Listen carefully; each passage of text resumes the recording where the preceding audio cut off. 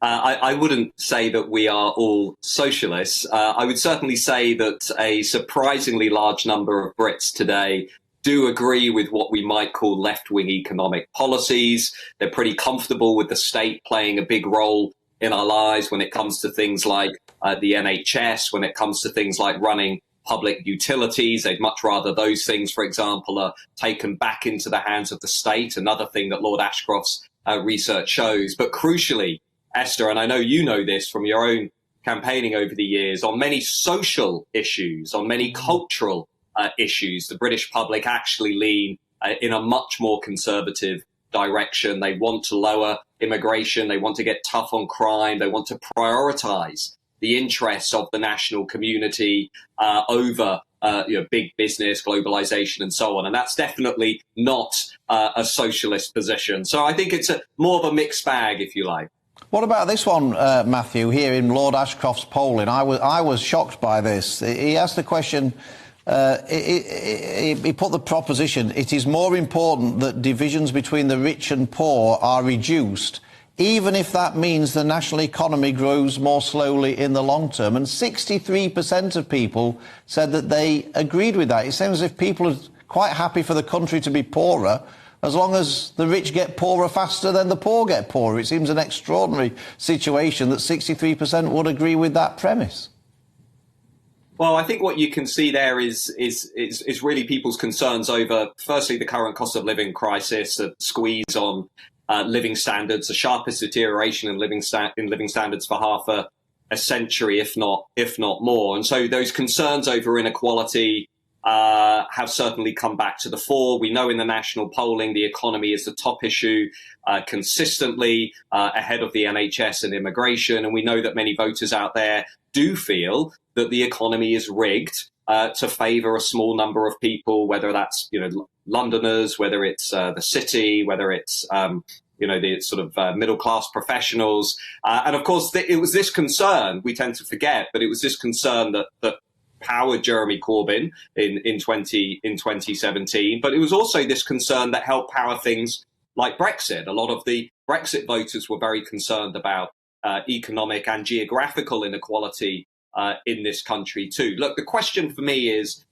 the winning formula in British politics today is to lean a little bit to the left on economic issues. That doesn't mean embracing redistribution, but it does mean making the economy fairer. It does mean clamping down on crony capitalism, and leaning a little bit to the right on cultural issues, lowering immigration, getting tough on crime, stopping the boats, all those sorts of things. Now, neither party really has been able to tap into that fully. We've seen the Conservatives struggle to maintain that position that they had in 2019. Labour, I would argue, certainly haven't really convinced voters yet on the social and the cultural stuff.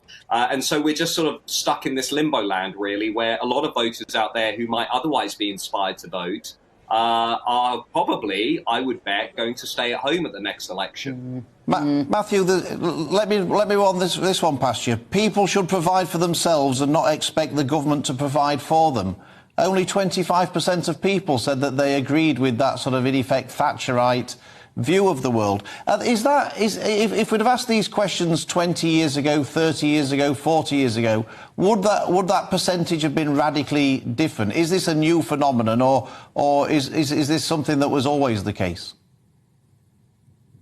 Yeah, well, if you look at some of the long-term surveys that we have in this country, like the British Social Attitude Survey, that would suggest that over the last 20 to 30 years, the British public have generally moved a bit more to the left when it comes to these questions around the economy and our relationship with the state. So there's a bit of evidence to suggest, for example, they've come a bit more supportive of the state playing a big role in our lives.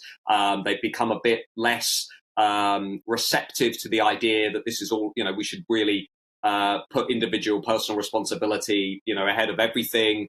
And now the question is that a short-term sort of cohort effect that's going to be with us with a particular generation, or is this the beginning of a longer-term shift in British psychology? I don't think it's simply because we've gone through COVID and the lockdowns. I don't think it's simply because we've gone through the financial crash. I think there's something much deeper going on here, which has been building for a much longer period of time. And of course, for Conservatives, especially at the more, you might say, libertarian end of the Conservative Party, just listening to your conversation with Mark Littlewood a minute ago, this makes it very difficult to get those arguments across about individual responsibility and the need to roll back the state. Matthew, just very quickly, we've got two big by-elections coming up, Tamworth and Mid-Bedfordshire. The bookmakers have got Labour as the clear favourites in Tamworth, but they don't really seem to know what to do in Mid-Bedfordshire. They've got all three parties pretty close together